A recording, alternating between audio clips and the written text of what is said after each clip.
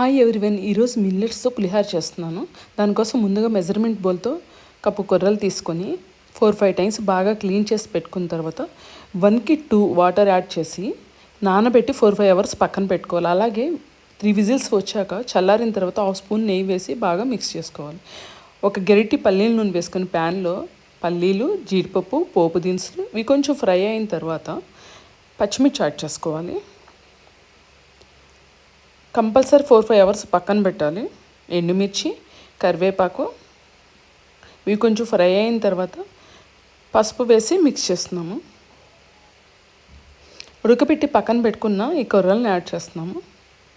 ఈ విధంగా బాగా మిక్స్ చేసుకోవాలి. చిన్న చిన్న గడ్డలున్న స్మాష్ చేసుకోవాలి. టేస్ట్కి తగినంత సాల్ట్ యాడ్ చేస్తున్నాము. అలాగే బాగా చల్లారిన తర్వాత నిమ్మకాయ రసం యాడ్ చేయాలి. ఎంతో టేస్టీతో పాటు హెల్తీగా కూడా ఉంటుంది. తప్పకుండా మీరు